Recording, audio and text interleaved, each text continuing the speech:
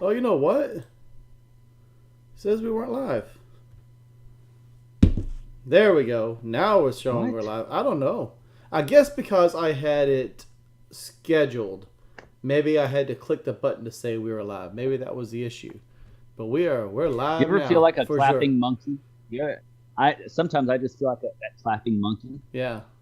Well, that actually works out just because we had about 10 minutes of trying to iron things out. So that's fine. Remember that?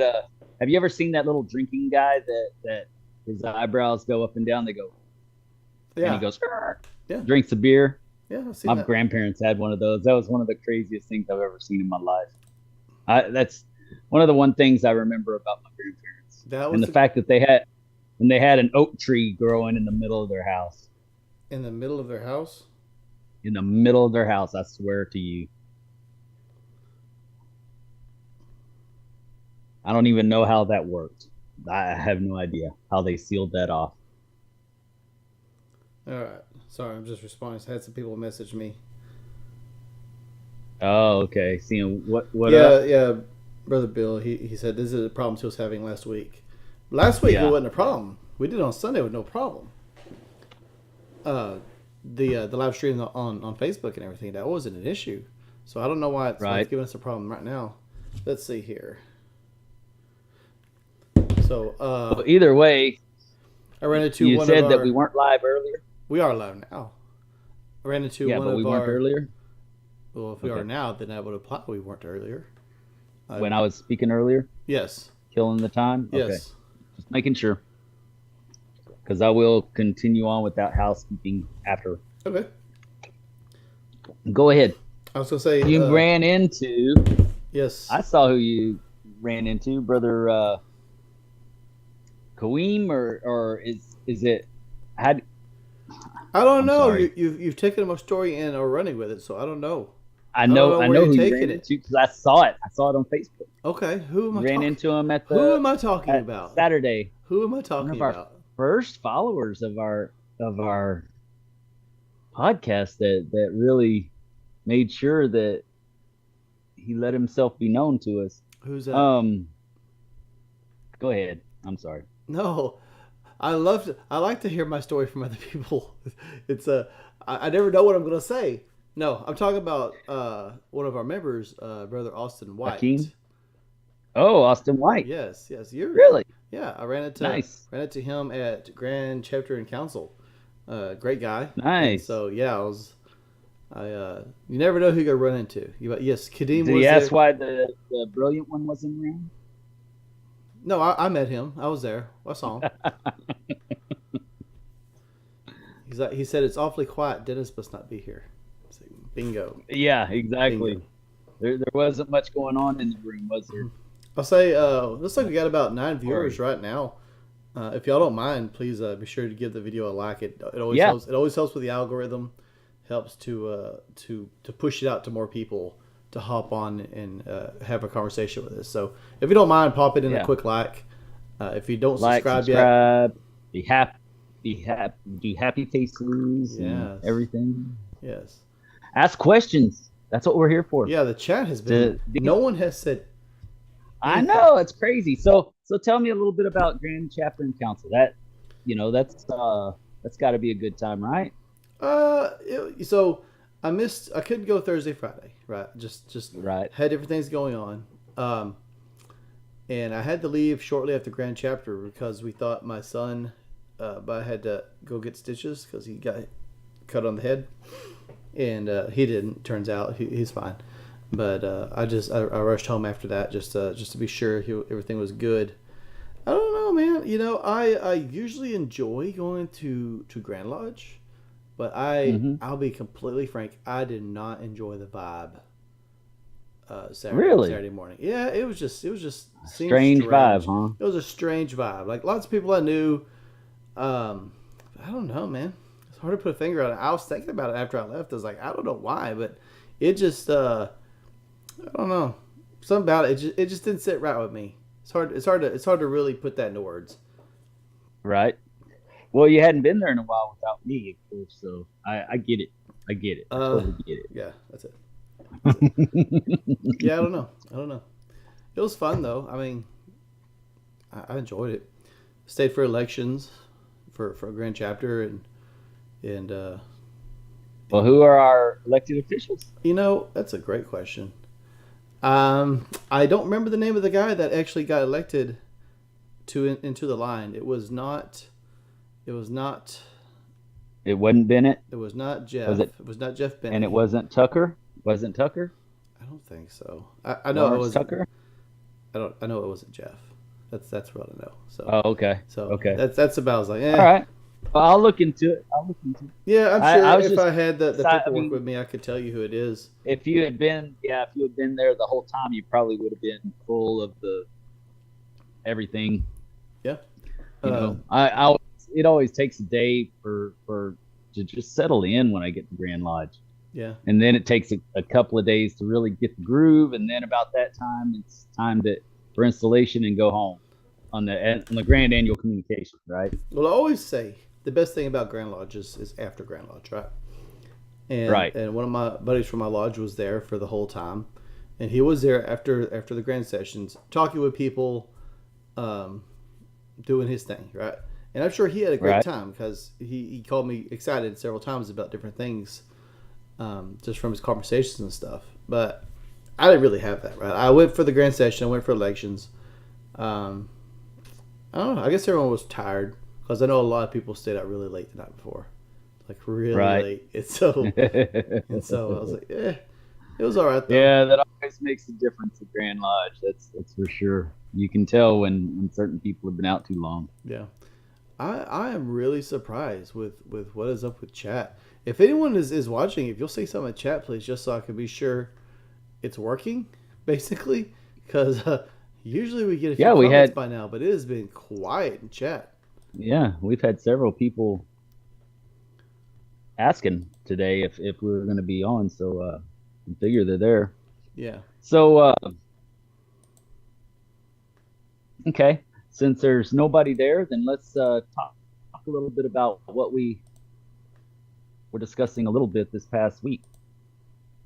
Which is what? Some of the why you should not join Freemasonry. Oh yeah. 1 second. I'm working some magic here at the same time.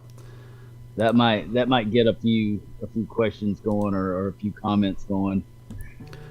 My very first one and I think it was your first one too was okay. I'm saying lots of people talking in chat. I'm gonna refresh. Okay. I'm kind of scared too. I'm gonna do this actually. Let's do this. I'm gonna close this. And so you're having technical difficulties. No, it's not refreshing on my screen. It's not showing. Oh. Let's see. Let's do it this way. Let's do it this way. Yeah, it's saying it was Adam Olivier. He was saying that there are people talking. So let's do it this. Let's do it. Yeah, we definitely want to see. I don't like doing it this way. I don't know that I'm going to do it like this again because it's not showing me everything like I would expect. Oh. Yeah, there's a lot of conversation now. Okay. I'm going to close this one. Swap over. See if that works. Yeah, I was fixing to jump on and check on my phone and get onto the chats to start watching. Yeah, Adam Olivier is here. Devin McLean, Austin White, all three of which are members. It was a great meeting you as well, Brother White. There's a William here. Jason, I'm sorry, I'm going to butcher your name. Reichenberg? That's going to be Reichenberg. Reichenberg. Nick Smith. Yeah, that's my bud Jason. And let's see. William says it was extremely fun Thursday and Friday night. That's what I hear. I hear it was fun, which is probably why everybody was. Yeah. Let's see. Jamie Starrett, welcome. Nice. Mats, I saw you. I wanted to say hi. Mats is here. All right. Yeah, he was there at Grand Chapter Council, and I wanted to say hi. I wanted to get a picture with him because he's always here, right? But right. I had to leave unexpectedly, so that was unfortunate. Nice. Austin White says the concert is the best social event at Grand Lodge. Yeah, that's definitely a lot of fun. I enjoyed that. Russell Brown won. So that's who won the seat. Cool. For Grand Chapter? Yeah. I thought it started with an L. Let's see. Bill. It would have been Lawrence. It would have been Lawrence Tucker. Okay. Maybe so. Maybe so. If you thought, I mean, that's. You're probably right. I don't know.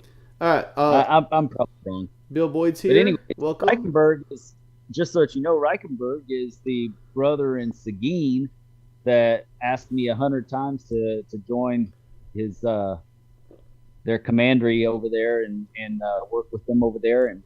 And the reason why is because we work together at Grand Lodge. We do the 15th degree together. We do the 29th degree together. Man, we do all kinds of CME, continuing Masonic education together. Mm-hmm. He's part of the, he's recently placed on the membership committee for the Scottish Rite. Yeah. So we work a lot together, and then he is in Seguin. They're going to have their first festival in years there, and at the Guadalupe Lodge, and that's going to be in February. So, and I plan on bringing some brothers up from this area to participate in that as well. Brothers that have not been able to go through. So we'll have quite a few people there. And then, San Antonio and Seguin, we've been talking to each other about, helping each other out, sister chapter councils and stuff and commanderies. We ought to be helping each other out to, support the cause a little bit better. And so we're going to start working on that together. So that's, it's an exciting time in York Rite Freemasonry in Texas, that's for sure. And then in South Texas, we're really starting to make a push this coming year. Now that a few of us will be a little bit rested and a little bit, slow down from the hectic pace that we've been this year. Mm-hmm. Josh Fennelly's here. Hello, Josh. Glad to have you, brother. The thing I'm noticing about York Rite Freemasonry is it's either dying or thriving really quickly, depending on where you're at. Right. Like it's either just dead or it's growing like crazy. There's not really anything in between. Well, there's a few people that got the memo and they decided, you know what, we're not going to let it die. We're going to actually start making it part of Freemasonry again instead of just showing up and reading out of a book. That's. Well, you got your Blue Lodge, your foundation degrees, and then we always put Scottish Rite up on this pedestal, and then we kind of treat York Rite like because it is. Okay, we heard you. Kind of treat York Rite like these bastard degrees, like they're just there, but we need to elevate. Well, that's a misconception. Yeah, that's a misconception because they're beautiful as well. They're fantastic, but we kind of put them. I mean, I don't know. For the most part, we put them to the side, and we don't take them seriously. And then when we go to our York Rite chapters and councils, we don't take that seriously either. I'll give you 2 reasons. Go ahead. I'll let you finish, but I'll give you 2 reasons. No, go ahead. Just throwing it in there. I will wait. My two reasons, I believe, and this is my opinion, not anybody else's. My 2 reasons I believe that the York Rite is having such a tough time is, number 1, you got the same guys that are running around trying to support all the little lodges in their area, also trying to support the York Rite. And it's the same 5 or 10 guys that are doing everything everywhere. And frankly, something's going to get left out, right? So you've got that scenario. And with the dying lodges, you're going to have dying chapter and councils because you don't have people joining. The tail can't wag the dog. Yeah. So, it's until people get their head head above water and start, deciding they're not going to sink. And when they decide they want to swim, then they'll start doing good again, like these other brothers. All it is people, it's the young brothers saying, look, guys, we're tired of it being this way. We want some education. Mm-hmm. We want some fellowship opportunities. We want some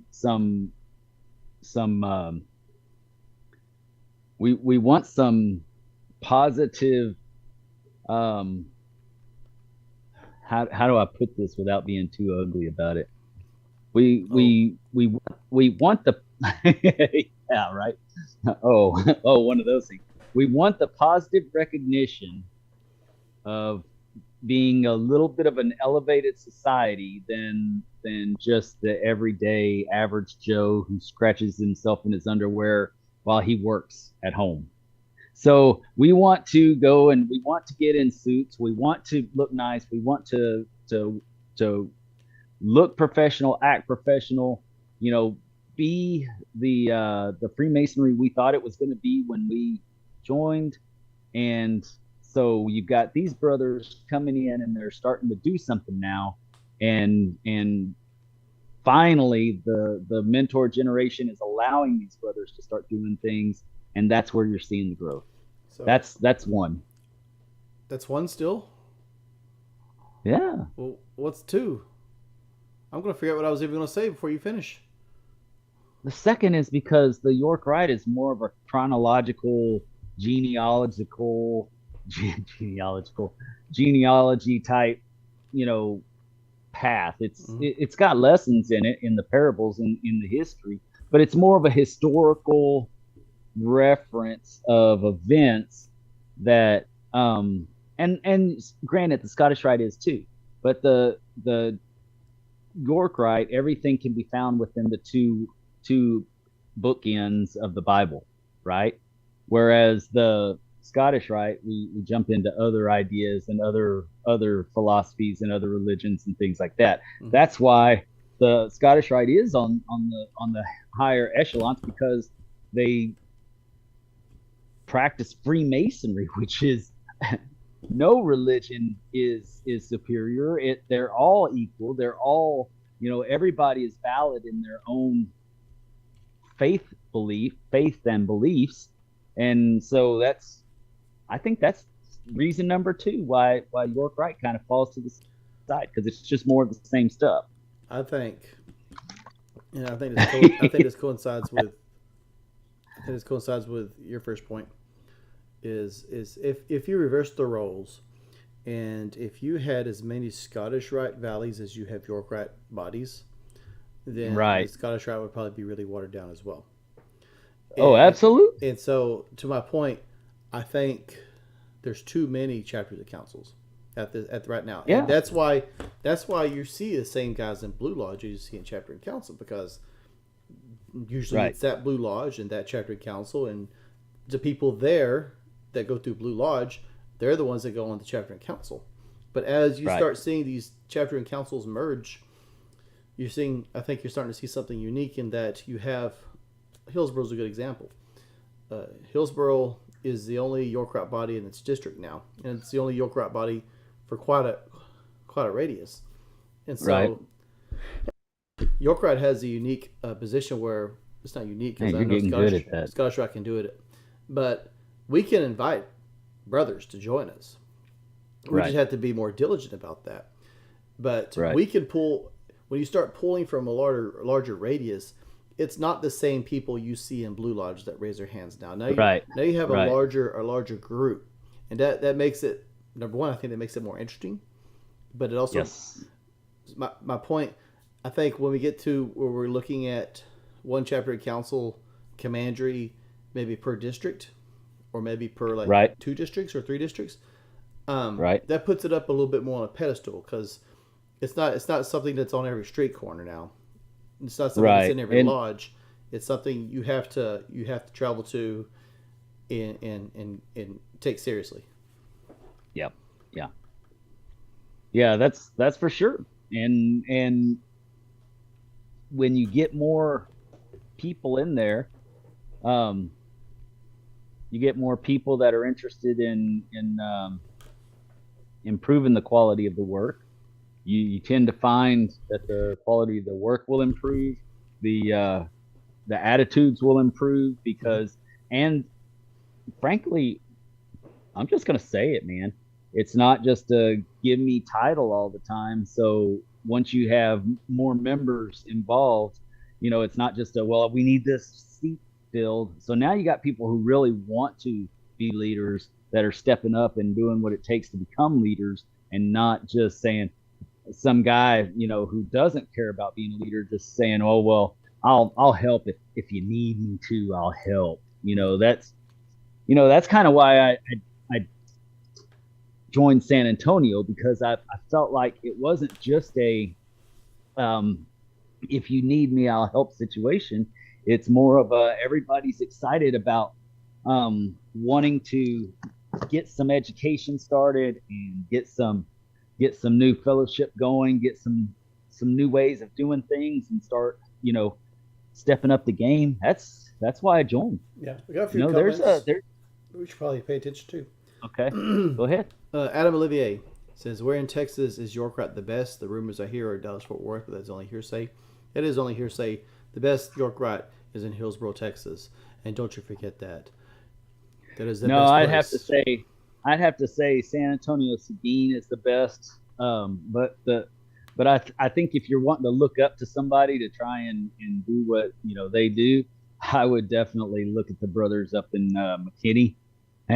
I'm down here in South Texas, but I think that Haggai and McKinney Commandery, Haggai Chapter and Council and McKinney Commandery, I mean, they got it going on, guys. And I'm sorry, but I have to believe that. They have for too long. It's not just a spur of the moment thing. They've been doing so good for so long that they're top notch.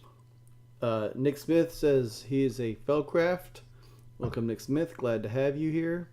Yeah, glad to have you. We're curious where you're a Fellcraft at. There's a few other comments. There's far more to York Rat than is currently being offered. This is Jason Rackenberg.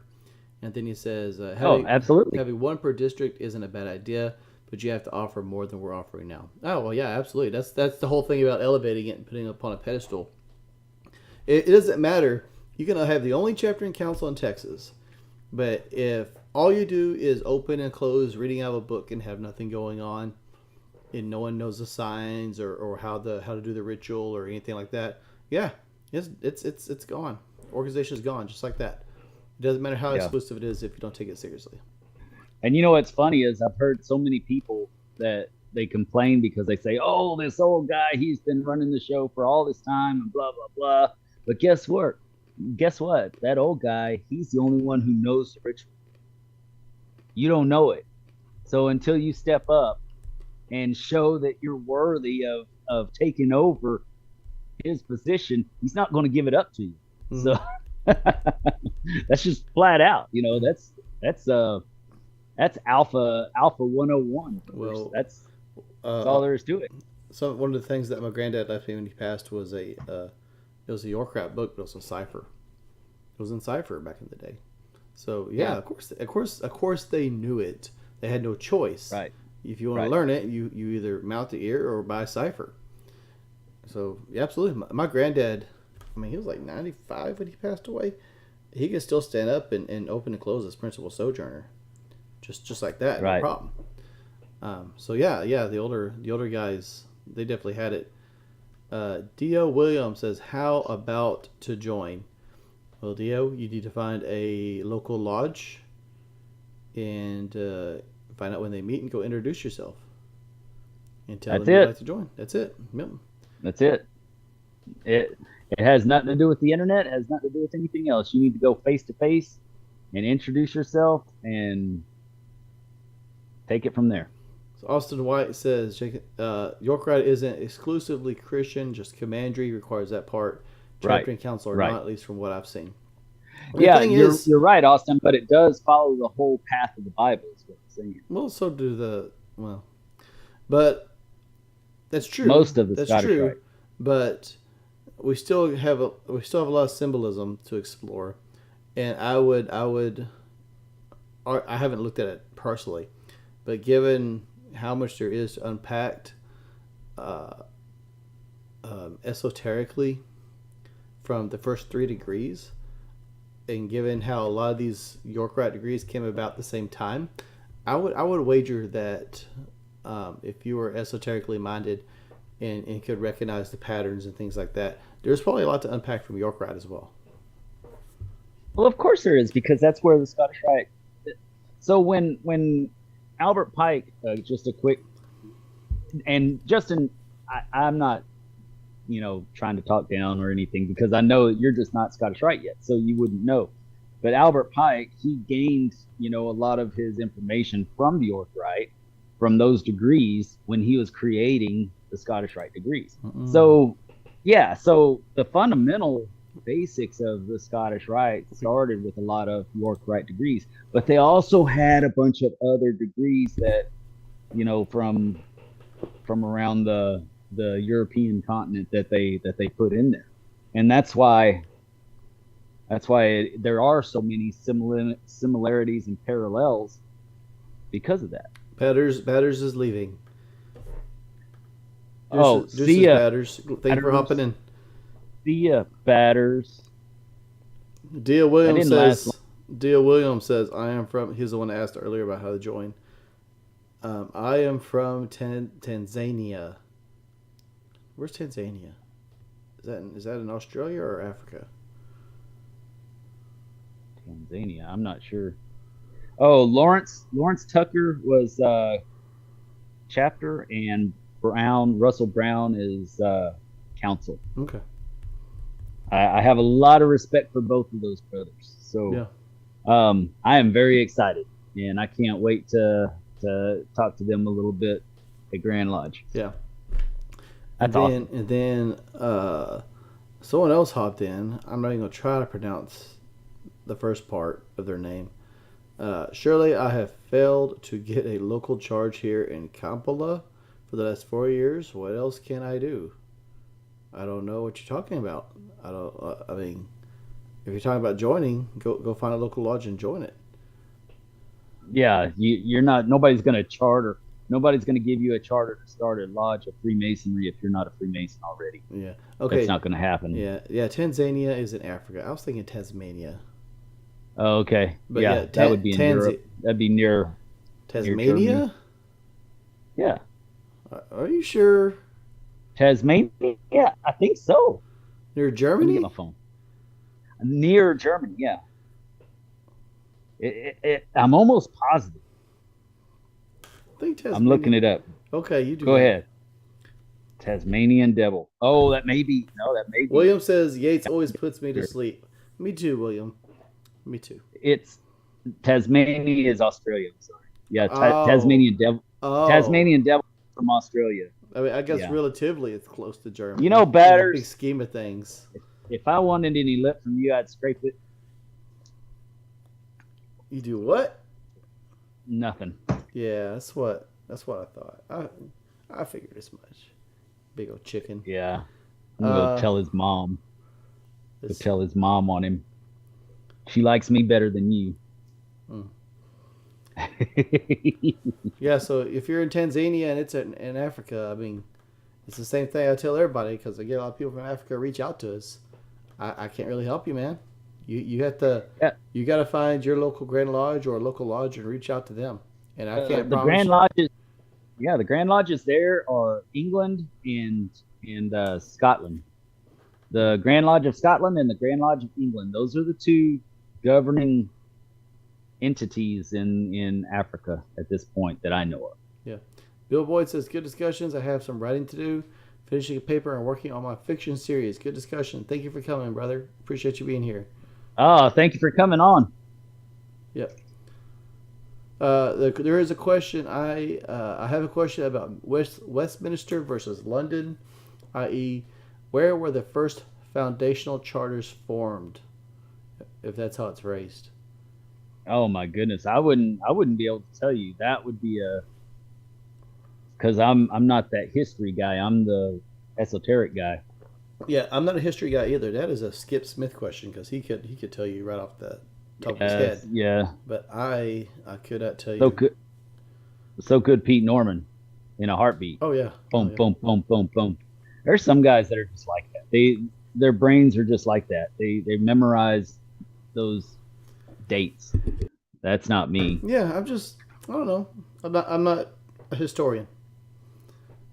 Yeah, see. it's not my gig. Not my gig. But um I think it was, where did he say, Westminster or what? Westminster versus London. Uh Grand Lodge was formed in London. I don't know if there were three lodges from London or if there were just three lodges in general. I think it was three lodges in London that they were formed out of. Yeah, but there's evidence Because of it was three lodges lodges. being Yeah, far there were older. three lodges. Yeah, the lodges have been around much longer than the Grand Lodge. The original Grand Lodge was formed, and that's what people need to realize is that, that's, they were all over, not just in England. They were in Germany, they were in Switzerland, they were in Russia, they were in Scotland, Says Ireland. I I mean, they know York comes into play. Yeah, I think York is where the ancients were, and London was where the moderns were, and I think they kind of came to their compromise, probably in London. yeah. But again, I'm not a historian. Well, McFadden is here. He says, the uh, York degrees come from the York area. yeah, yeah, The York all right, the York right, yeah, York right does. The York right does. Yeah, yeah. so that makes sense. Uh, excuse me. Jason Rockenberg, it's not to say York Rite is exclusively Christian, but the lessons certainly come from the Bible. However, there's much to explore, even if you limit your studies to Christianity. Yeah, yeah. Yeah, I, absolutely, I, absolutely. and I mean, we talk about being non-denominational and everything, but really the first 3 degrees, I mean, it's Old Testament all the way. It's just In straight Old in, Testament. in the in the York degrees, but not in the Scottish Rite degrees. Okay, Dennis. Well, I'm talking about I'm York Rite. sorry. I'm talking about York Rite. Yeah, so you're just talking nonsense because you just talking one thing still.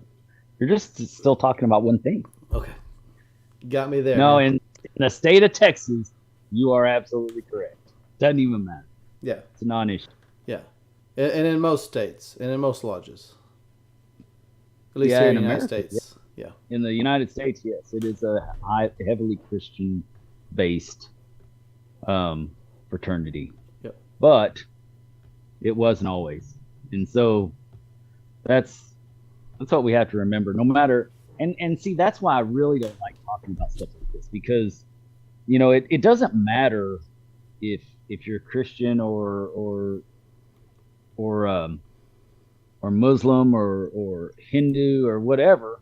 It doesn't matter. It just doesn't. If we focus too much on that kind of thing, then we're missing out on what Freemasonry can offer us. Because I didn't join Freemasonry to do a further Bible study into my Bible. I grew up with that Bible. I've done a lot of Bible study with that Bible. Mm-hmm. I joined Freemasonry to learn about all the other ancient civilizations and philosophies and ideals that shaped my Bible. Plain and simple. Yep. And I'm sorry if you don't agree with me. I'm sorry if if you're too literal in what the Bible means and writes and states, but I'm sorry, I'm just not that. Sorry, guys. So people can hate me. Hmm. Just don't dislike.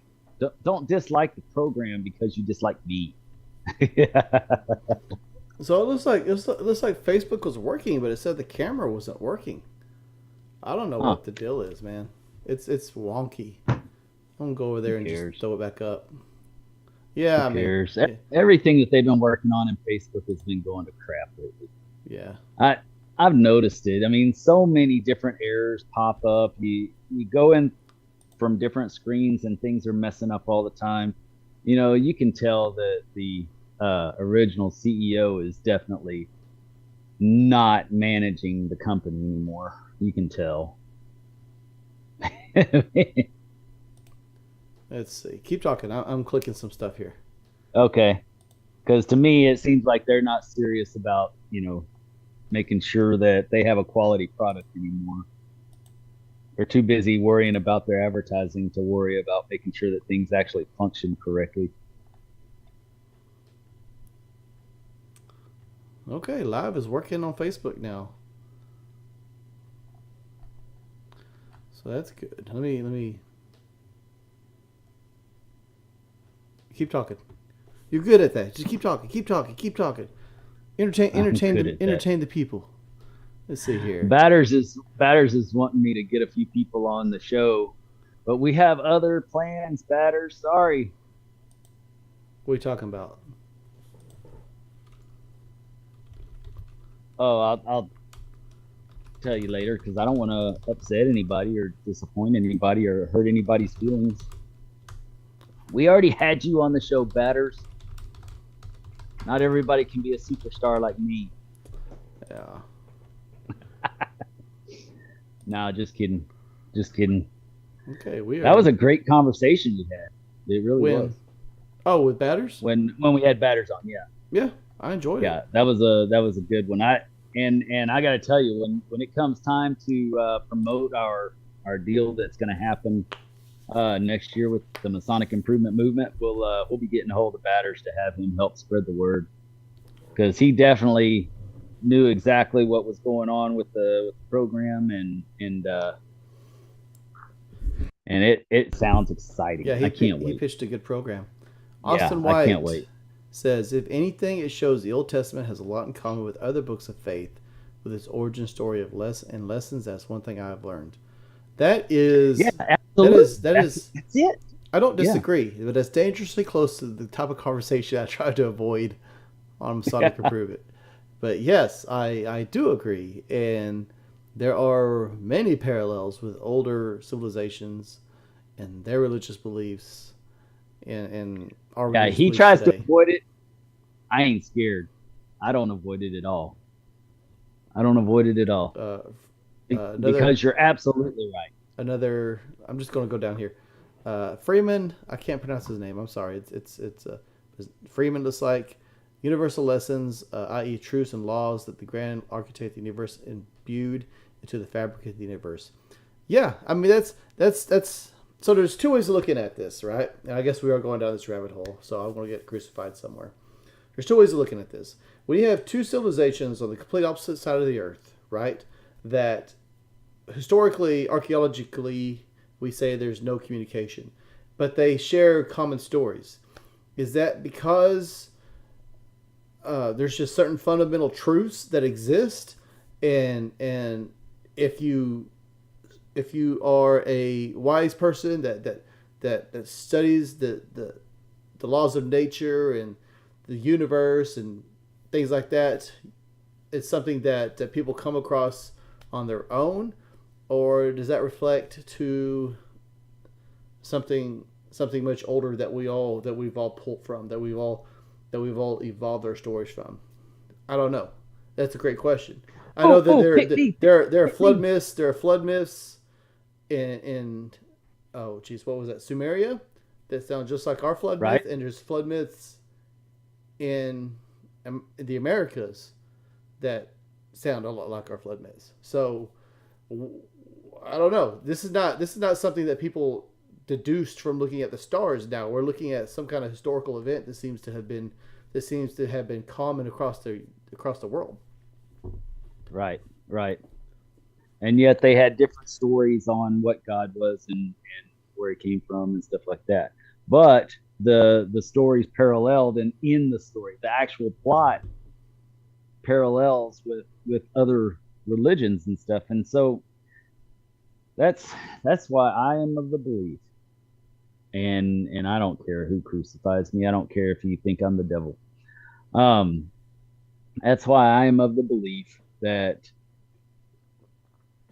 God is bigger than the box or the book that we try to put him in. Yeah. And that God can make himself available to one person in the way that this person is culturally biased to, and make himself available to this person in the way that this person is culturally biased to, and get the same result, the same end result. And it doesn't have to be the same story. So I'm sorry.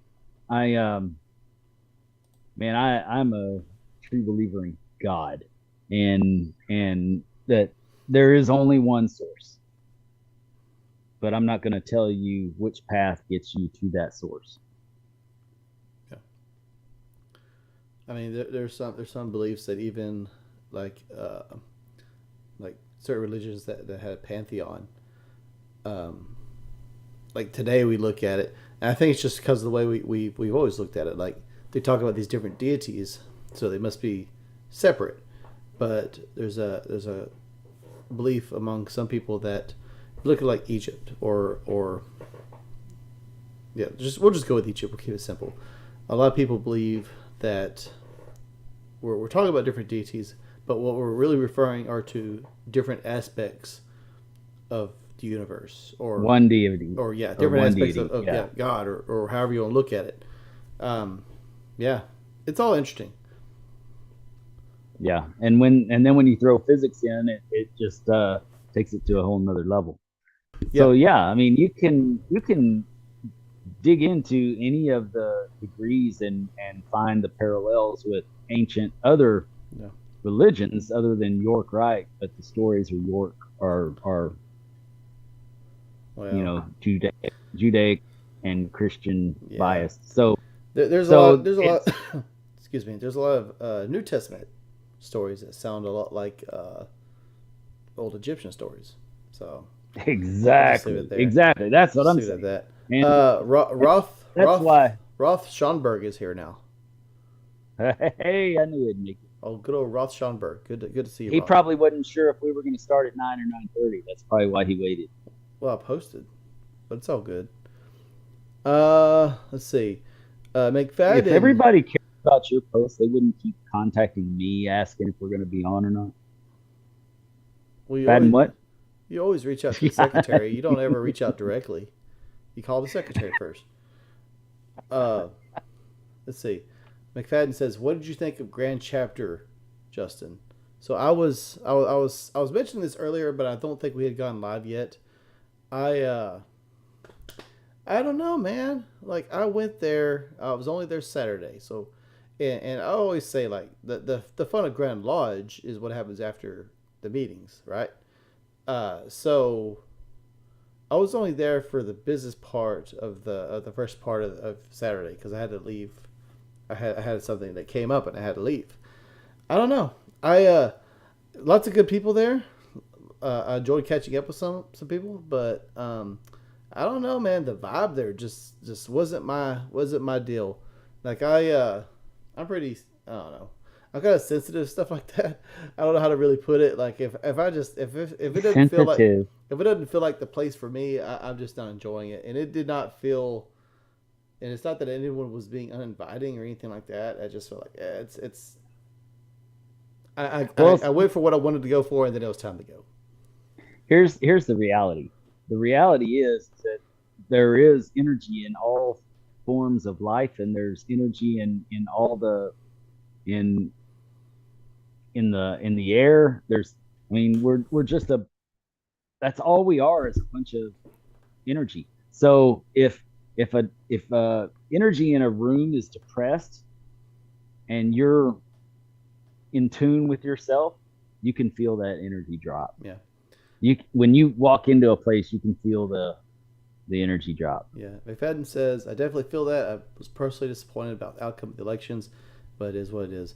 I mean, I'll be frank. It's nothing against anybody that was running, right? I'm not saying that I dislike anybody, but I was rooting for Bennett. Like I was rooting for Jeff, and I wasn't in the room, so I don't know how big the difference was.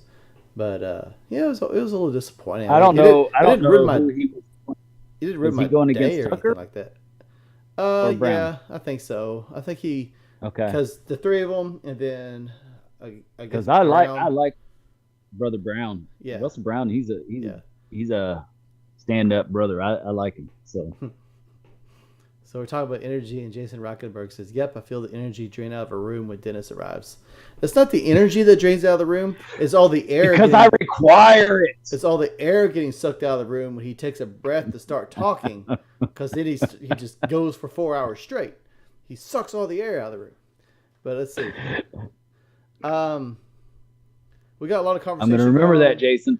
I'm going to remember that. Got conversation going in the chat about Kabbalah and Pike and things like that. I'll say if you have not listened what are they saying? If you have not listened to the previous video where we interviewed Paul Reyna is like the guru about this kind of thing, and it is excellent. Like he gets, we don't go deep. We just kind of skip the rock across the pond of esoteric studies. Right. But we will have him back. I think we both agree on that. He will be back. We're going to take a much deeper dive into some of these things. And, the Scottish Rite is based off of it's. Well, here's the thing: the Scottish Rite openly discusses the Kabbalah and the path to God. So you're going from your path on earth to your path to God, right? Well, the York Rite really should be discussing it more as well, because the mystic science, or not even mystic science, like the magical mystic part of the Judaic faith is studying the Kabbalah, except it's with a Q, not with a K, and it's the same thing though. It's a tree of life, and it's all our path from the earth to God. So, I mean, it's relevant in both, but we seem to, we're not so afraid to throw it out there in Scottish Rite, whereas in the York Rite, people get spooked. Yeah. So, when they start talking about the mysteries. Apparently, it was 241 for Tucker and 143 for Bennett. So pretty big gap. And I'm going to say something though. That also look at the whoa. You're going to say something? Look at the pool. 243 and 143 or whatever. Mm-hmm. 300. Okay, so 343, 4. So 400 people voted out of all the lodges in Texas. Only 400 people voted. You know what? Keep in mind also, some of those are people voting for like their chapter and council. So the 3 votes you get with that. Right. But if you look, and I was thinking about this as I was sitting down there. And then I have something else I wanted to mention. But I was thinking about it as I was sitting down there. The auditorium was more or less almost full. And it's a small auditorium. So I think that just says a lot. That downstairs one is a quarter of the size of. Yeah. But my point is, the whole building was built in a heyday, right? Yet the chapter and council building, auditorium, I guess Commandery probably meets down there, was smaller, right? It's just we are meant to be a smaller organization. There's nothing wrong with that, but like it was, in all of its grandeur, at the height, the quote unquote height of our membership, it was still a small room. So my point is, when you're sitting there and you're looking around and it's still probably 3/4 full, that's not bad. I think was good. You know what's interesting? Yeah, you know what's interesting with that thought is that maybe the York Rite and the Scottish Rite weren't really intended to be as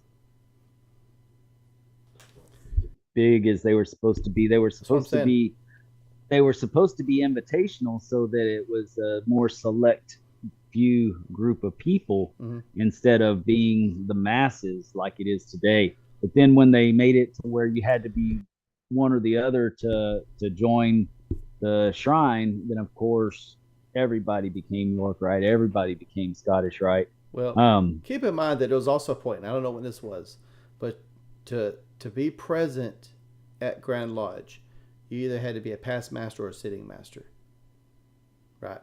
I suspect there was probably something something similar with York Rite at one point. So take that for what it's worth. But yeah, I think it's an indication that it's supposed to be a smaller, more selective group.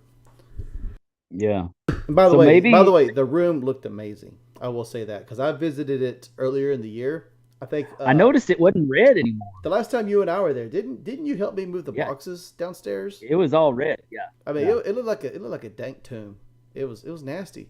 But now, I mean, it's nice and clean looking. It's a nice room. right. I also wanted Yeah, to I say, saw the pictures and I thought, where are they? And then I realized, oh, they redid it. yeah. I also wanted to say, we were talking about. Excuse me. Dang, still got that cough. But we were talking about the esoterics. I've been hooked on a podcast, and it's not Masonic. And you can tell by listening to the guys, they're not Masons, because they're kind of off base on some things. But it's an esoteric podcast. Know Thyself. That's what it's called, and it's on Spotify and all that stuff. It's called Know Thyself, and you start with episode 1, and these guys go through just building blocks, talk about like esoterics, but it's like dipping your foot in the pool and then getting a little deeper, a little deeper, a little deeper. It's excellent. It's excellent. The only problem I have with it is I get distracted when I'm driving. Sometimes I start thinking, and then I realize and you have to pay attention. You have to pay attention, and I realize it's not like listening to Dennis while you're driving, because you can zone out and not miss anything. But oh my god! But with this podcast, like if you zone out for 5 minutes, you missed a lot. You got to rewind and listen to it again. So anyway, I'll just plug in that if anyone is interested in some esoteric listening, Know Thyself. It's a very interesting podcast. There's one that I like to listen to that's kind of these two quirky kids, or well, I say they're kids. They're like 30. They're man boys, but they do one called the Rabbit Hole, or the Whole Rabbit. The Whole Rabbit. I really enjoy listening to some of theirs. They have a really good. They have one that's WTF the Kabbalah. They have a good one on that, where they kind of explain it pretty good. What's this called? What podcast? It's called the Whole Rabbit. The Whole Rabbit. Well, who would even think instead of Rabbit Hole, it's called the Whole Rabbit. Mm. And they have an excellent one on the Kabbalah. So I tell anybody that just wants a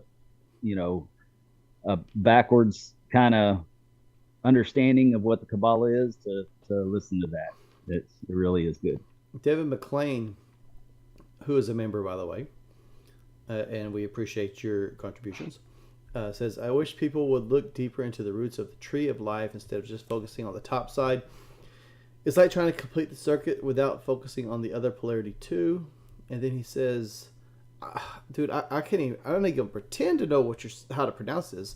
Yes, well, the Qifloth / Citra, yes. Akra, the mirror side of the Sephirot. So clearly he's just naming he's naming all the spheres of the Kabbalah, the tree of life. Yeah, that's what he's naming. Oh, okay. And then there's paths in between those spheres as well. Go ahead. No, I just that's always, and I said this with Paul Reyna, and he sent that information. I need to really. I've opened it, but I haven't. It's on me. I haven't looked at it because I've been distracted. I've been reading some Manly P. Hall, so I haven't really looked at it yet.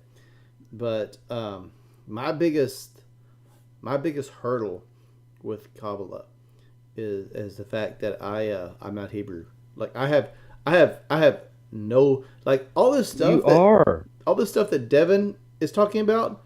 It's not even like if it was Spanish, I could follow a little bit. It's not. It's like. But what you don't realize is that it is Hebrew, and you are Hebrew because that's where you come from as a Christian. It's the okay. Kabbalah is. I have not been raised in the Hebrew culture to read the language. Right. And you're right. I'm certainly no expert either. So, but that's what it is. It's the mystery school of the Hebrew faith. So that's what it is. Sacred Philosophy says, The Essential Kabbalah by Daniel C. Matt is a good introduction to a variety of Kabbalistic writers. Also, The Essential Zohar by Rav P.S. Berg. And then Sean Rothberg says, Stay away from Berg. Okay, Sean. We'll stay away from all the Bergs out there. But you know what? Sean Sean's, Rothberg. But long story short, stay away. He knows. Stay away from the Kabbalah. And he's also Jewish, so he probably has good insight. Yeah. Devin McLean says he agrees with Sean, and Olivier says, do y'all think that the way voting at Grand Lodge works good? Should someone that was a past master 30 years ago still be able to vote? Sure. Sean, sure. we will have to get you on to talk about Kabbalah at some point, because it's I would love that. based off the number of views Paul Rayno got. Oh my gosh. talking about esoterics. It's something we need to explore more, and it's something personally. You can tell I'm the one who sets up the interviews. And something personally that I want to explore more. So yeah, we'll probably get you on in a couple years, and let you. Yeah, actually, that's a great topic, and I think that it's a good one that anybody should talk about. But it doesn't matter what religion you are, because you can attach it to said religion, and it has been, as a matter of fact. But as far as what Adam's talking about, let's take a quick pause, because there's still some Kabbalah stuff coming in. But I want to address Adam, because he is a member and he had a question. I want to be sure we address it. Right? Yes, absolutely, absolutely. Do y'all think that the way voting Grand Lodge works is good? Should somebody that was past master 30 years ago still be able to vote? I don't know, man. I'm biased because I'm a past master and I like being able to vote, right? But that's your voting members. Those are the members of Grand Lodge. You're not a member of Grand Lodge until you're a past master. Yeah, but here's the thing. 9 out of 10 Masons are past masters, right? So what's even right? What's even the point? Like, what's even the point of having that? Because the majority. So why even? But okay, go ahead. I mean, you're sitting at any lodge meeting, and they ask all the past masters to stand up. That's everybody. Everybody stands up. I think, me personally, I like it to go back to the way it was, where either you're sitting master. Well, I say past master, but that's the way it was. I don't know, man. I don't know. I think there should be some kind of stricter regulation on statute of limitations. Or maybe just say you have to be a worship master. I don't know, because I feel like a lot of people rush through the chairs to get a vote. Not that it really matters, but that's important to them. But then again, if you say you could only vote if you're a worship master, well, then people will just hang on to the office as long as they can, if voting in Grand Lodge is important to them. I don't know that there's a right or wrong answer to that. I do know one thing. After voting on paper ballots at Grand Chapter and Council, voting electronically is a great way to go. I think that I personally believe that it's fine just the way it is, because you need to have a certain amount of stability so that you don't have so quick of change in the and I want to cut my tongue out for saying this, but so you don't have as quick of change in the system, because I'll say this. If you didn't have 30-year past masters voting, we would be able to drink at lodge. That vote a couple years ago would have went very differently. I don't know that it would have, because I know a lot of people who didn't want it because they knew that they had a bunch of drunks in their lodge, and they didn't want it, and they didn't want that to be seen. Well, that's on us for letting them in. It's also on us for not regulating it. And no one said you have to drink at lodge. No one said you have to have a bar. It's an option. No one says you have to be an alcoholic. That's true. Devin McLean says, hopping back on that esoteric bus. Devin McLean says, get yourself one of the Kabbalah charts that has the corresponding Hebrew letters to the 22 paths connecting between the spheres. It's intrinsically connected to the tarot, which I would also like to take a deep dive into. I've already told you that. And I've said it many times. Many times. Said what many times? That the Kabbalah, if you have, it's been said that if you are a Jewish person and you have all the tarot cards there in front of you, you can figure out the structure of the Kabbalah with the tarot cards. Oh, I've said it many times. Yeah, that's well known. And it works with other faiths as well. Same thing. Yeah. McFadden says y'all need to interview a Muslim brother for his insights. There's actually, I would love to. Well, I'm sure we can get him on. I know a Muslim brother. Contact me. I know a Muslim brother. Good guy. Gets around a whole lot. Travels a lot. Very active. I hung out with him at Grand Chapter. Great guy. Sean actually wanted me to get him and this other brother on at the same time for an interview. But I don't know. Four people interviews get kind of. It gets kind of messy. We're gonna do another one here pretty soon, and we'll see how it goes first. Because it does. It gets kind of tough. Sacred Philosophy says the idea is shared between the Kabbalah and Gnostics that one purpose in life is to awaken and evolve spiritually via study and meditation. Yeah, I'm hearing that a lot lately too. And it's one of those things, I don't believe in coincidence. Like if you hear something a lot, there's probably something to it, right? You also got people that are starting to key in on those special phrases. Sean says, really? Jews have to stay away from tarot and other mysticism. So that means you're wrong, Dennis. No, I'm not. You're wrong. Sorry, Sean. Sean. I don't care if you're Jewish. You're wrong.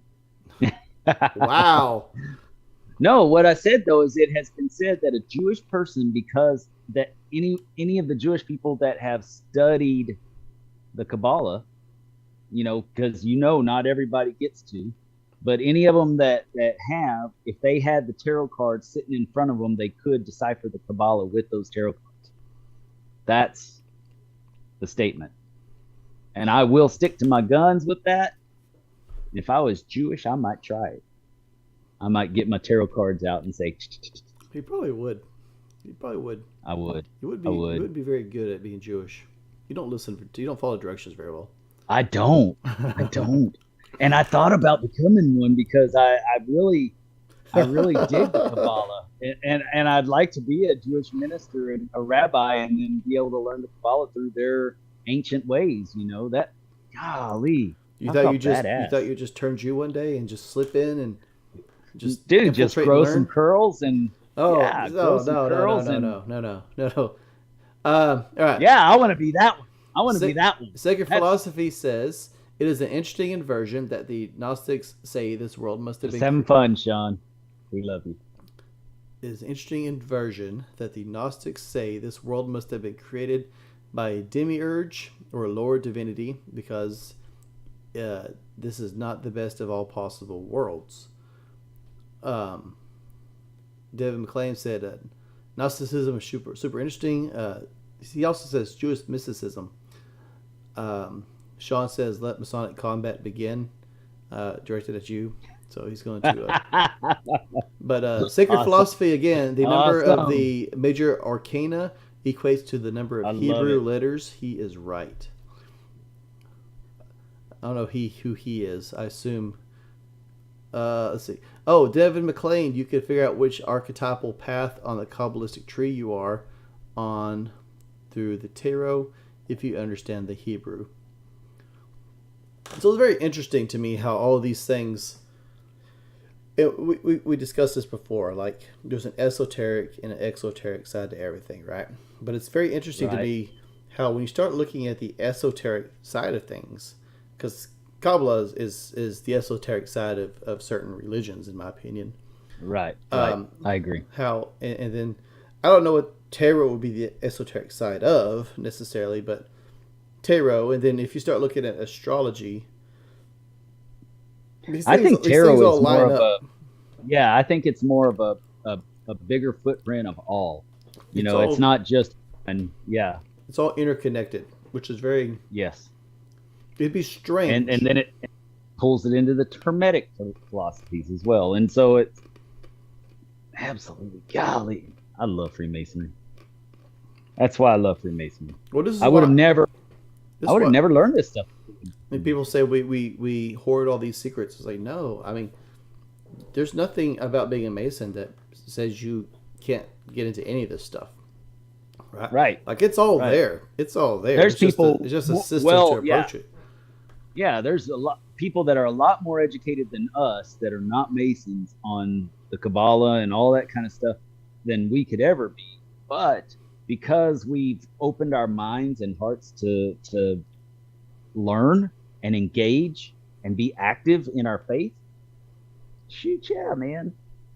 Shoot yeah. Sacred philosophy.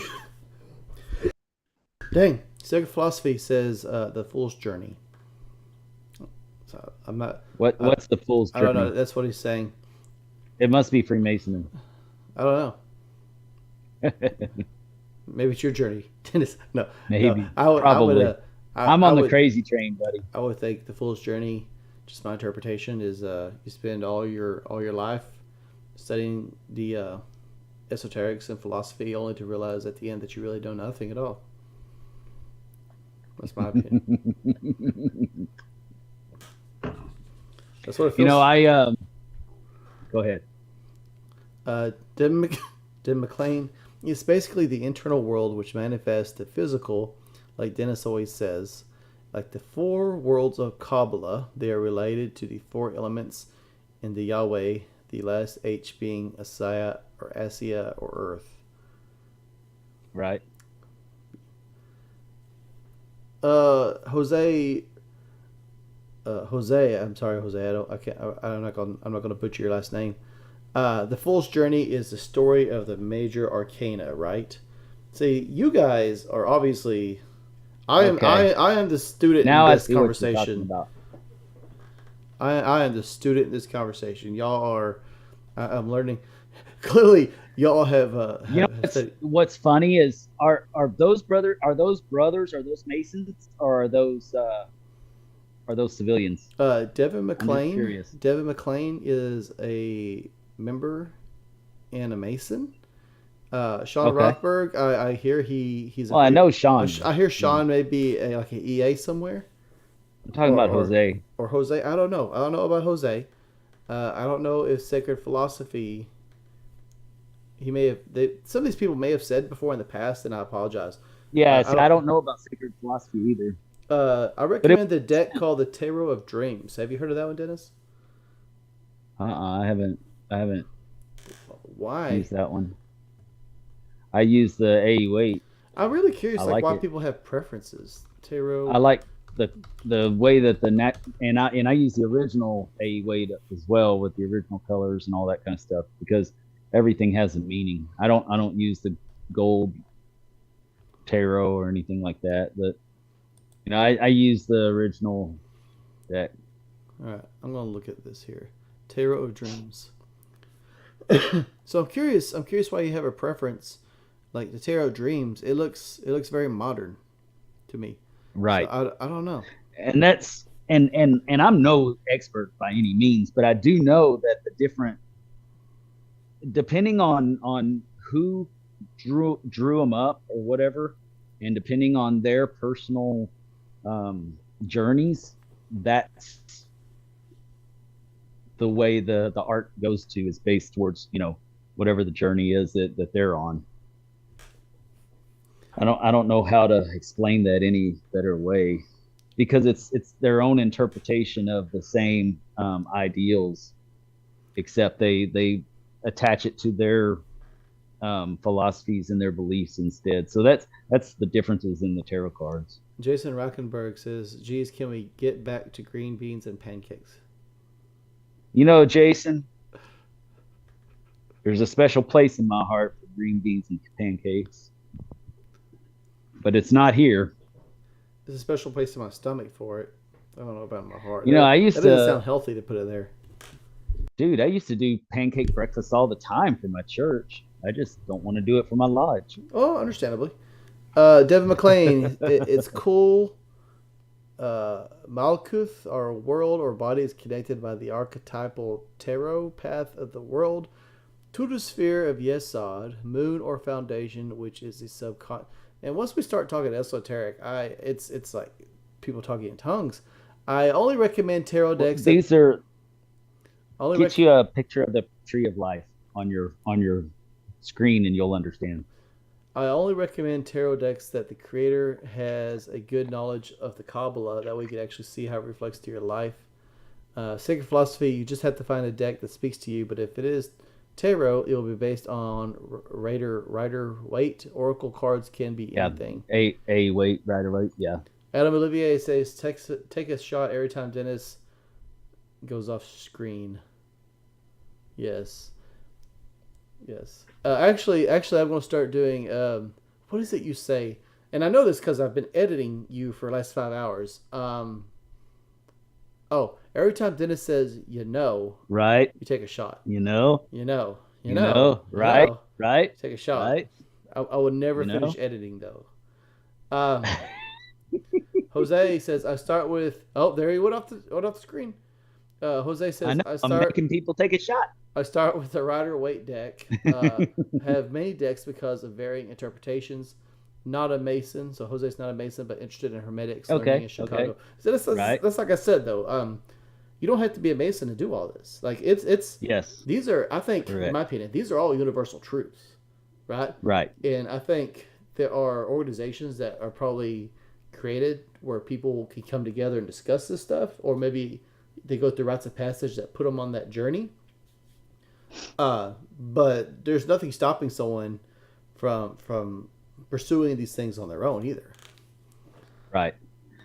And especially you'll notice more people are educated about it when they take it in college and they do the religious philosophy class out there, because it starts telling you to look at these different religions and look at the differences and look at the similarities, and so it'll push you into that way of thinking. That's why our Grand Master is saying this year especially that we need to start being more educated as Freemasons as to what we're doing and what we're a part of and what our philosophy is, because the people that are coming to us at this point are a lot of times smarter than we are on the topics we should be knowledgeable, right? Absolutely. And if they don't find what they're looking for, they don't stick around. Right. Where are we? Sean Rothberg. If anyone wants to read and learn basic Kabbalah from an authentic source, Sean, authentic. I'm going to butcher that name. Authentic Jewish. Sean says Kaplan of blessed memory is what the traditional Orthodox use for basic knowledge about Judaism and traditions. Awesome. What is it again? R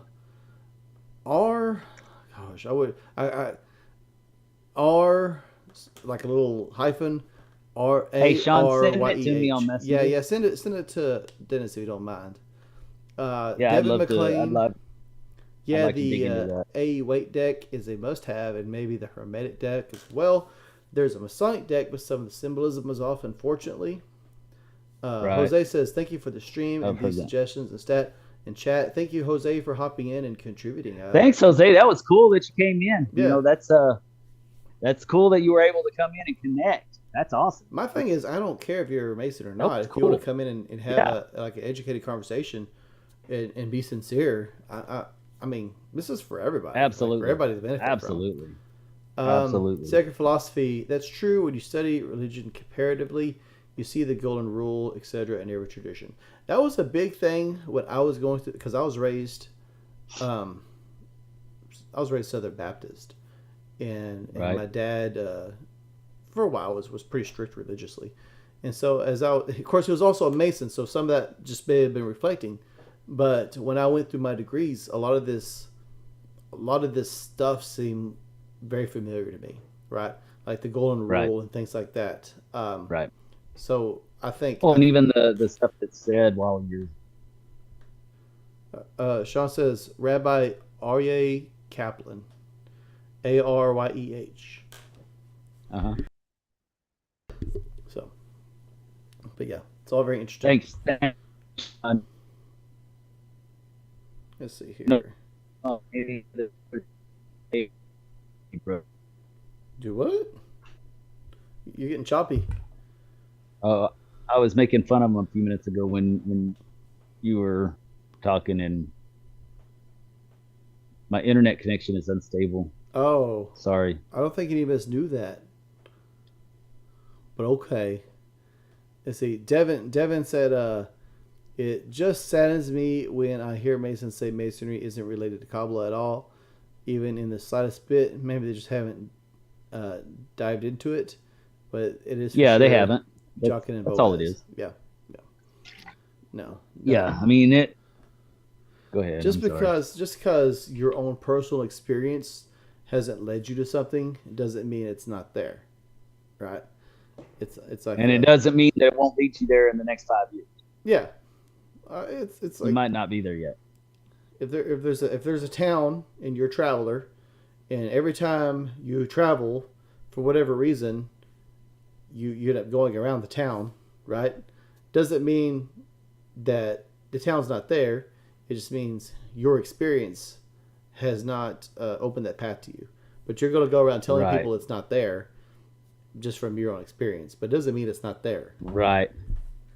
And to that point even further, just because it's not in the straight path of where you're going doesn't mean it's irrelevant either.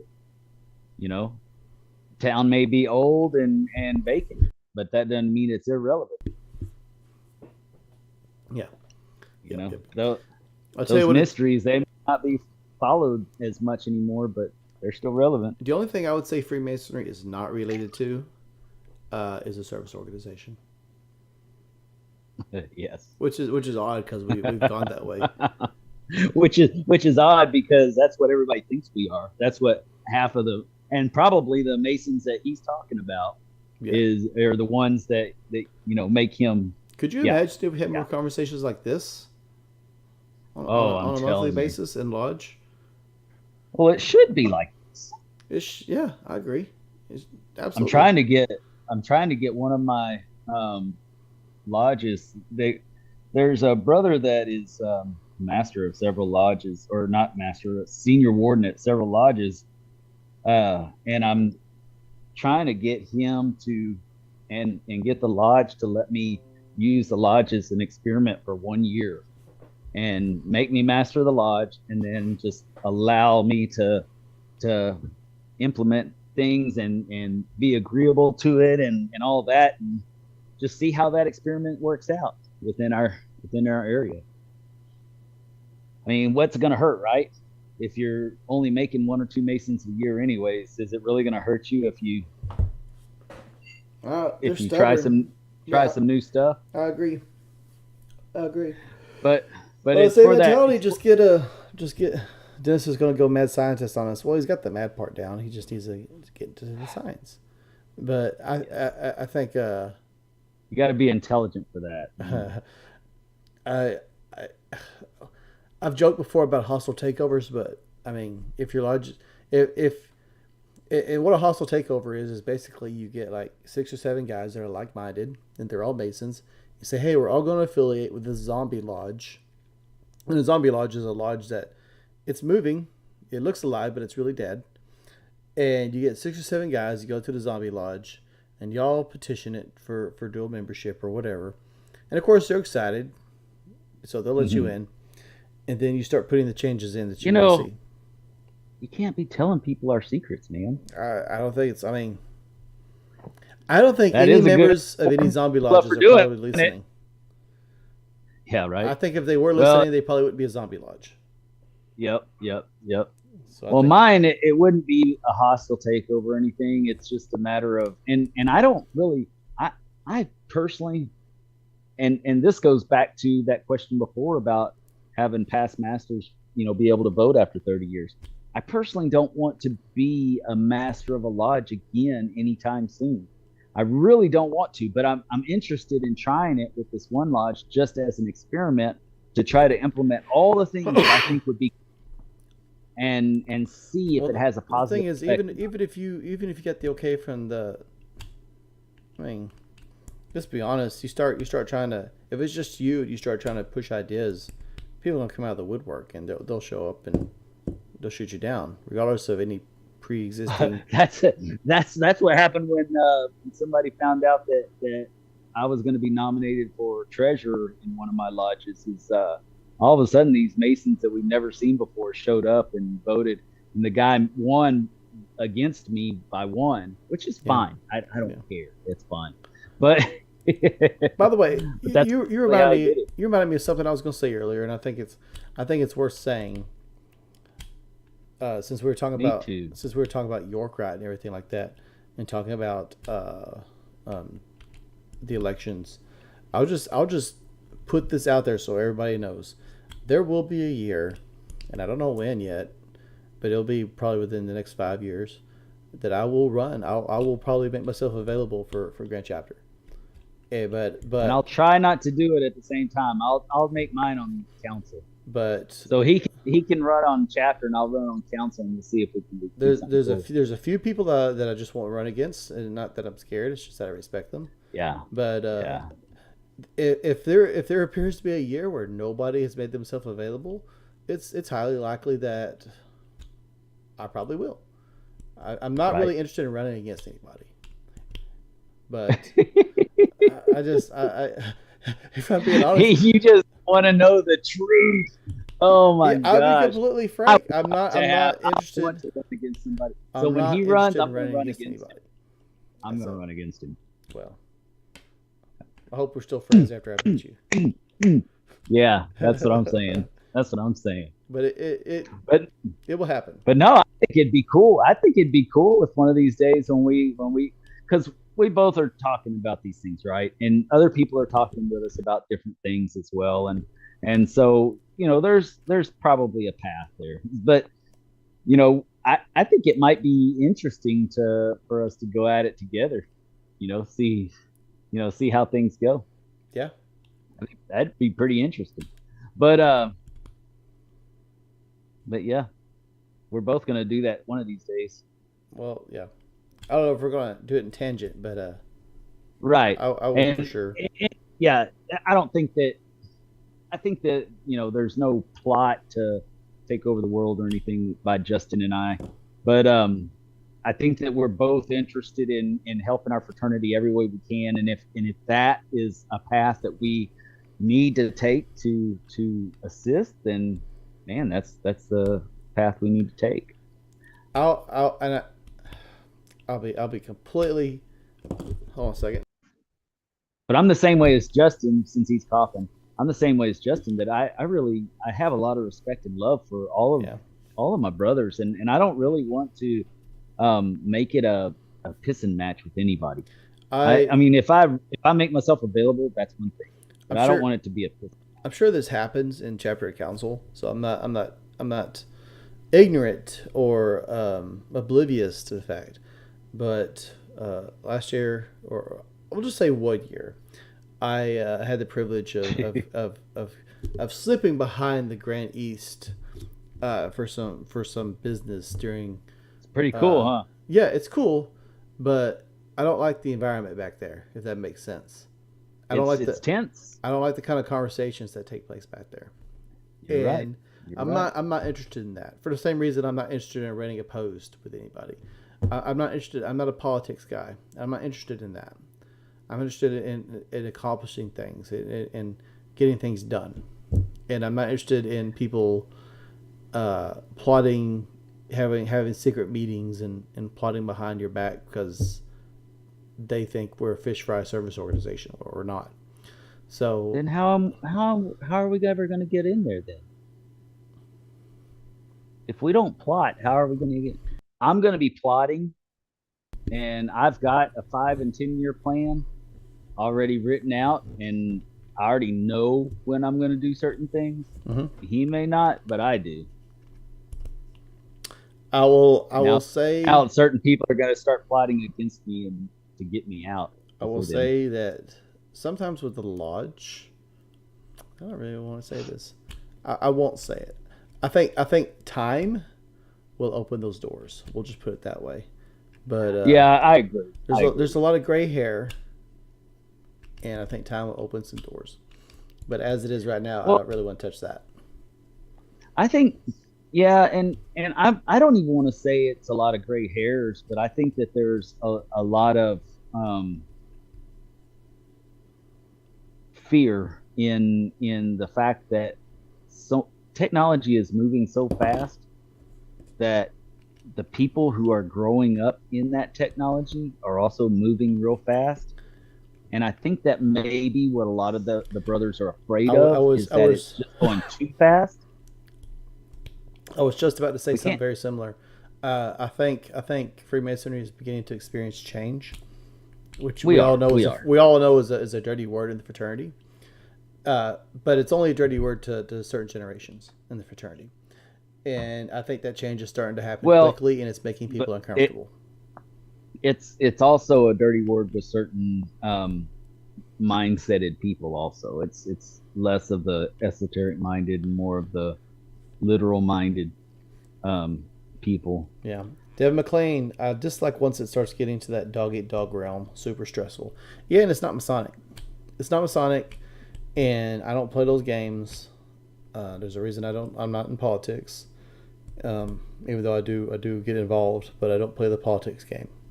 And frankly, I think that's why I do well locally, because I don't play politics. I'm fair and right. and I have friends on both sides of the aisle. Yeah. Yeah. Sean said it took us a century to change it. Yeah, it did. And I'm not saying change is good just for the sake of change. I'm not saying that. I don't agree with that either. Yeah, but I think some things are past due. Like look at the Prince Hall agreement. I mean, it's embarrassing how way overdue. It's embarrassing. Yeah. Like here we are, like making a big deal about it. Well, yeah, it's a big deal, but it should have happened 30 years ago. 40. It should have. Yeah. Frankly, it should never even been a thing, but it should have happened a long time ago. Right. But what's even more embarrassing is that you still have people that believe that it shouldn't have happened. That's embarrassing. Yeah. Nick Smith says, when I'm treasurer, I will open a crypto account. Dude, I'm telling you right now, if you're talking about any kind of investments with a lodge, you will not. You will not open a crypto account. That's for sure. I have not. No. I've been on some committees. I have not seen a Masonic organization that is anything less than extremely conservative with their investments. And that's because older people. I'll just say it. Older people tend to be more conservative. And it's older people that are making the decisions in a lot of these committees, and so because they don't know the future of the lodge. That's the problem. Well, if you have a lodge that's growing and doing well, like a young man would do, then you can be a little more aggressive with what you're doing. But if you have a lodge that's steadily just declining, then you've got to be very, very structured and very tight-fisted with money. And you may disagree, but that's the reality. Well, even if your lodge dies, it's going to merge. It's going to merge with someplace ultimately, right? You say that, but I have seen differently. Then it'll go to a Grand Lodge. I mean, either way, the money. Where's the money go? If the lodge demises, doesn't always go to Grand Lodge. Oh, okay. We'll just leave that at that. It's supposed to, but it doesn't always. Let's see. Sean, when he becomes secretary, he'll introduce Windows 95. Baby steps, Sean. Don't get ahead of yourself. You need to be sure you get dial-up modem before you do anything. We're still using an abacus for the treasurer. We don't even have a computer in my lodge. But to our defense, though, our lodge, you can't get signal in it because it's made out of stones that are this big around or bigger. Yeah, the tech status in many lodges is pretty lacking. Devin McLean says, just like life, always changing, sometimes for better or worse, but pointless stagnation is pretty much death in some form or another unless it is times taken for reflection and introspection. Absolutely. That's true. That's true. And here's the cool thing is that we are in a time of reflection, whether we realize it or not, because we're at a point where we have so much technology available to us and so much old world application that we're still using. We're reflecting on and contemplating what's the best way to go. So that's why we feel stuck right now, because we don't know how much to cut loose and how, like our brother just said with the crypto. So he's saying crypto, and I'm all about electronic funding and stuff like that. Everything I'm all about that, but I'm not about Bitcoin. I'm not. That's not tried and true. I'm not putting the stake of my lodge on there. There's too many other investment avenues to go through than to invest in that and take that big of a risk. And I think that's what the older generation is having a problem with, is because, yes, we need to integrate and educate ourselves on technology, but there's a certain point where, yeah, you're young and you have time to fix your mistakes, right? I'm not so young anymore. I don't have so much time to fix my mistakes. Well, that's exactly the mentality. That's what I'm talking about with individuals. I don't have time to recover from a recession, right? So I need to be conservative. Lodges, the fraternity has a lot of time. As a whole, the fraternity has a lot of time to recover.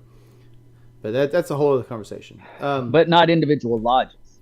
We're not talking about the fraternity as a whole. We're talking about individual lodges here. You don't. I have not. Let me just put it this way: I have not seen a dying lodge that has an investment account. Anyway, the lodges I've been to are like Adam Olivier's. They're healthy lodges, and they have very healthy investment accounts. And so you would expect, hey, this lodge is going to be around another 50 years. It has time to recover. Should probably. Well, then you can put $1,000 in Bitcoin if you want to. I don't care, but I wouldn't make that. No, I'm not even talking about Bitcoin. I don't care about. I'm over that. That was a joke. I don't care about Bitcoin. I'm just talking about just talking about being more aggressive in general. We should definitely be aggressive in our investments.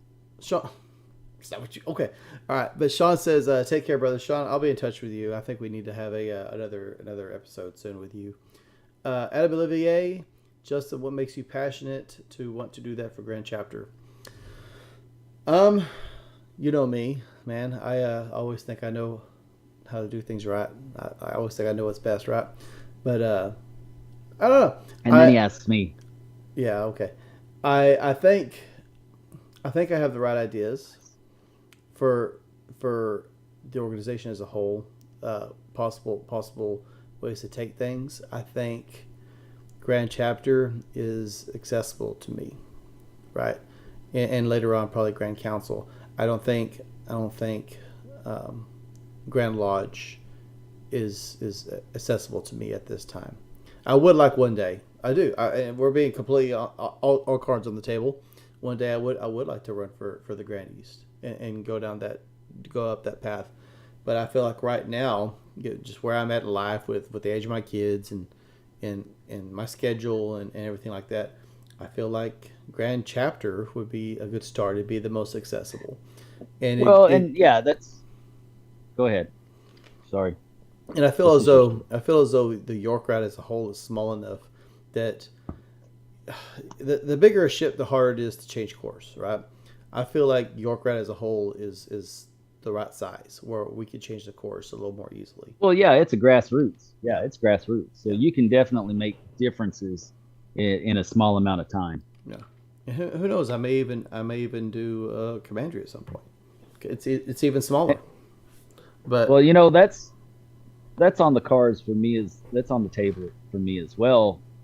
And I think it's not so much of what's accessible to me or whatever, because face it, you're going to go where you're going to go. Your path's going to take you where it's going to take you. And, but I think that in everything that we do, we have to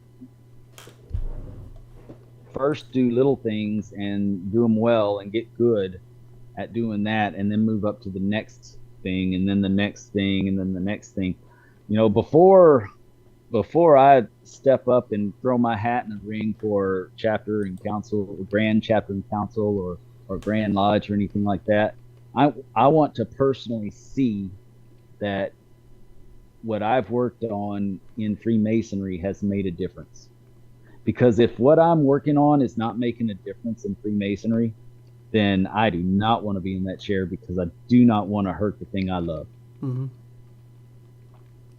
That's a good point. But so I think chapter and council, being that it's a little smaller group, it's easier to get acclimated and learn from, and not hurt people trying some of those grassroots things. And it's kind of like what I said about that lodge. I'd like to go in and try some stuff with this lodge and see if it really will make the impact I think it will make. Hostile takeover. That's what it's called. But I don't want to do it in a hostile takeover. Yeah. I only want to do it if all the brothers are cool with it, because it'll require their participation to make the things work. So I'd like to talk to all of them and see, kind of what they think, see if they'd be interested in trying it. Yeah. But I'll have to talk to the senior warden first, because he would be next in line. Yeah. So Dennis, it's getting a little late, and is it? I'm getting summoned. So do you have any final thoughts based off this conversation? Man, this has been a great conversation. Mm-hmm. I'm loving these Sunday night lives, man, because we're getting brothers in and other civilians in that are helping us stay sharp, helping us get the message out that we want to get out to people. And I think that if anything from this message it could teach anybody in Freemasonry, is that, some of these guys that were on here, you're listening to them and you're thinking, oh, that doesn't have anything to do with my Freemasonry. Every bit of everything we talked about did. So you got to remember, those are the brothers that are coming in the door right now.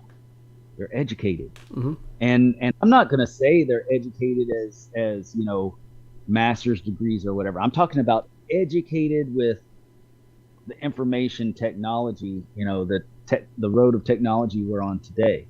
And if that's the case, we better be a little bit brighter on what we're a part of than, just what the Bible says, because that's not all of Freemasonry.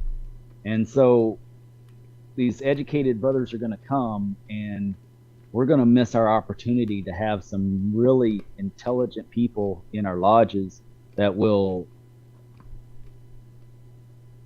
truly support the Freemasonry in our areas. Mm-hmm. And I just want people to know that I'm not saying it in a bad way. This is a good thing, that, we need to step up our game. We need to level up. We're building a better brotherhood. We need to level up and be ready for these young guys that are coming in, because they're sharp. They're sharp. Yeah. I'll just say that we'll definitely have some esoteric episodes coming up, just based off how we received, based off this conversation, and how other esoteric videos have gone in the past. Plus, I'm always down. It'll put me down that course. Like, I want to be in a position where I can learn from people that are more knowledgeable. So we'll be having more of those conversations. We need to get you through the 32 degrees. Oh, just do 33. Just go through them all. Let's just do them all. Yeah, if it was easy enough, yeah. Yeah. I also want to say that I just earlier today, I released a members only video. It's exclusive for boosters and above. Top 6 reasons why you shouldn't be a Freemason. So this is taking kind of the opposite viewpoint. If this is what you're looking for, maybe you should be looking at this kind of mentality. It's I'm very pleased with it. So it's a great video. I'm working on refining that into a more public video. So that will be coming out very soon also. Probably later in the week. So keep an eye out for that. And then me and Dennis have some very good interviews coming up. And yeah, we got some badass ones coming up. Yeah, it's gonna be awesome. It's gonna be awesome. So yeah, there's lots of content coming out. I'll say that the just give everyone a heads up. I mean, we got the live stream, which I think is excellent. It's a great time for conversation. The public videos, the non-member videos, those are probably going to start getting a lot shorter and more broken up and organized by topic. I've had lots of positive feedback with some of our shorter videos. People saying they like the shorter format, so I'm going to start looking by topic and putting it together that way. So you'll have shorter videos, but it's a lot easier just to click and go to what you want to go to. And that'll be for the members, right? Yeah, I will actually. So how that'll work is you'll have your ad videos, which is the public, right? But then I also put them under the membership ad free. So for the members, they'll have everything moving forward will be ad free for members, and then for boosters and above, they'll have access to that exclusive content. Dang, there was something else I was gonna point out. Oh, also, we haven't set a date yet, but I'll be interested in feedback. We will be we're looking at doing a members only Zoom. And yes, just very cool. Yeah, just to give us all an opportunity. And everyone will be on, so it's not going to be Yeah, it'll give us an opportunity to have a more streamlined conversation, a little more intimate, and of course that will also be released for members only. But if you are a member, and if you're listening, yeah, it's definitely a benefit. But if you're a member and if you're listening, send us a message or something sometime. Let us know what you think about that if you're interested in that. Because we got 9 members, and so if half of them show up, I mean that's a good Zoom meeting right there. I wonder how difficult it would be. Or maybe we ought to wait until we have the new processors and stuff. But I was thinking, I wonder how difficult it would be for all the lives make it an open Zoom meeting for members, and not that they'll be talking the whole time or anything, but they'll be part of it with us instead of just chatting in and stuff. Well, they can actually be there, and they can give us questions right there on the chat thing and all that kind of stuff on Zoom. Yeah, so I'm putting a link. That might be cool. I'm putting a link for anyone that might be interested in becoming a member, just because I think the value is pretty awesome for the membership. But yeah, there's no reason we can't try that. We can't explore that. There's no reason we can't do a members only Zoom, and there's nothing saying, hey, this one's going to be live at the same time, and we just all have our conversation and go from there. Right. And I don't think it's a processing thing. I think we should be able to. I think it should be able to work. Yeah, as long as everybody kind of keeps their stuff down, keeps their stuff muted and their videos, not messing with it. Yeah, it should be okay. Mike Powell, what's up, brothers? Eastern Shore, Delaware, checking in. Always miss your show. It's like 12 here. Nice. Yeah, welcome. We were actually just wrapping. We're just wrapping it up. So, I'm sorry. Man, yeah. I'm sorry that you couldn't catch it, but this whole thing will be saved to the YouTube channel, so you can always click and see what the conversation was about. But definitely appreciate you checking in. So those are my final thoughts. Anyway, I think we definitely need to have more esoteric conversations, more esoteric videos moving forward, and lots of. Adam says the Zoom idea is great. Y'all did a great show tonight. You did a great job too, Adam. We appreciate you. You did great. So yeah, we'll be setting a date. Probably not next week. Next week's kind of crazy, but or maybe we will. Heck, who knows? We'll set a date for a maybe one of these days we don't have anyone lined up. For our interview. We'll just send a link out to all the members. Yeah, and then whoever shows up. Yep, and so how that will probably work is I'll probably just post the link to. So YouTube allows me to send things to only the members. So I'll probably just post it on YouTube, link only, or maybe we'll I don't know. I don't really know a great way just to communicate with only the members. I started a Discord. We could always just say members. I never hopped on it. We could always say on Facebook, "Hey, members, check your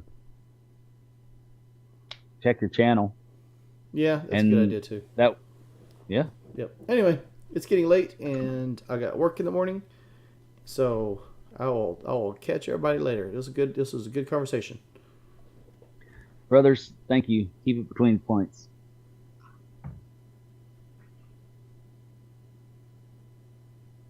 Are you done? Are you done? Bueller. Adam, yeah, there is a Discord. But let me here, I'll share it with you real quick. It's a doop. It was members only. Hold on, where's Discord at? Well, we're kind of in limbo here before we hang up. Let me find the Discord here because I haven't had it up in a while. Yeah, I'm thinking about just doing just a general Discord, and then what I'll do is make like a members only one, because you can create these little subsections and everything. Hold on a second here.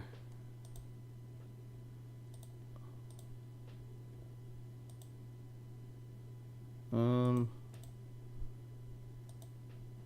on. Ah. Sweet. What's that?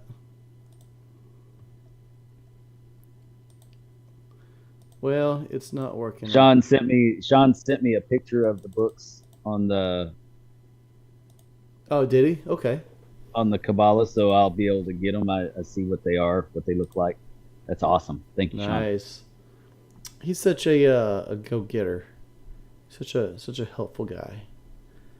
Let's see. Dang, I don't have that. Let me find the link for the Discord. So are we still live right now? We are, Adam. Okay. I'll have to find the link and I'll send it directly to you if it's something you're interested in. But yeah, let's wrap it up so we're not just hanging out in limbo. I'll talk to you guys later.